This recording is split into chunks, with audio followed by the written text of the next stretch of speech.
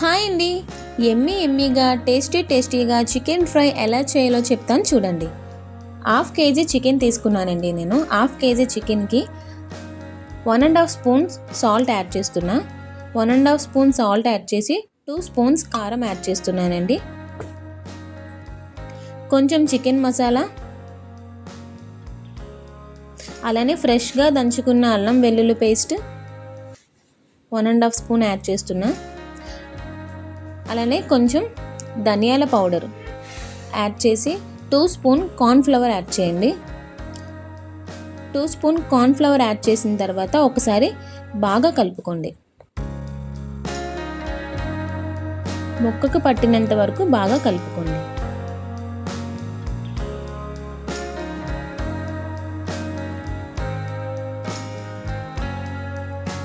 చూసారు కదా, ఇలా కలుపుకోండి. ఇది అరగంట పక్కన పెట్టుకోండి. ఇది వెంటనే వేస్తే టేస్ట్ బాగోదండి. ఒక అరగంట ఫ్రిడ్జ్లో పెట్టుకొని కలుపుకోండి. చూసారు కదా, ఫ్రిడ్జ్లో అరగంట అయిన తర్వాత ఫ్రిడ్జ్లో నుంచి బయటికి తీసి కొంచెం కరివేపాకు, కొత్తిమీర యాడ్ చేసి ఒకసారి నేను బాగా కలుపుకున్నాను. ఒక పెనంలో ఆయిల్ వేసి ఆయిల్ బాగా మరిగిన తర్వాత కొంచెంగా చికెన్ పీసెస్ యాడ్ చేయండి. చూస్తున్నారు కదా, ఇలాగ యాడ్ చేయండి.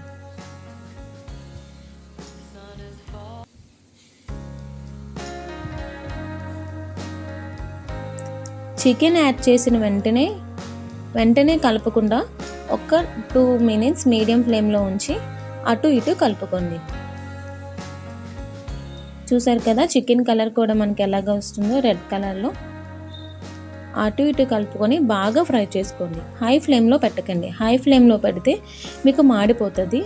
అలానే లోపల అనేది బాగా ఉడకదు. మీడియం ఫ్లేమ్లో ఉంచి బాగా కలుపుకోండి. అలానే రిమైనింగ్ ఉన్న పీసెస్ కూడా యాడ్ చేసుకొని పక్కన పెట్టుకోండి. బాగా ఫ్రై చేయండి. హై ఫ్లేమ్లో ఫ్రై చేయకండి, మీడియం ఫ్లేమ్లోనే ఫ్రై చేయండి. హై ఫ్లేమ్లో ఫ్రై చేస్తే చికెన్ పీసెస్ బాగా మాడిపోతాయి. త్వరగా మీకు బాయిల్ అయినట్టు అనిపిస్తుంది, కానీ లోపల మాత్రం పచ్చిగానే ఉంటుంది. కాబట్టి మీడియం ఫ్లేమ్లోనే ఫ్రై చేసుకోండి.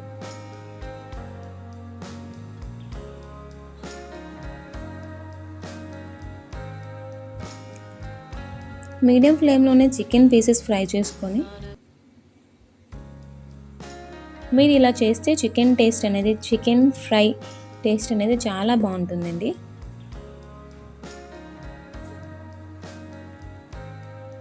సో ఒకసారి బాగా కలుపుకొని మీకు చికెన్ పీస్ కలర్ రెడ్ కలర్లో వచ్చినంత వరకు, అంటే బ్రౌన్ కలర్లో వచ్చినంత వరకు దీన్ని బాగా ఫ్రై చేసుకోండి. బ్రౌన్ కలర్లోనే వస్తేనే మీకు బాగా చికెన్ పీస్ అనేది బాగా ఫ్రై అయిందండి. చూసారు కదా, ఇలాగా ఒక్కసారి మీరు కూడా ట్రై చేయండి. చాలా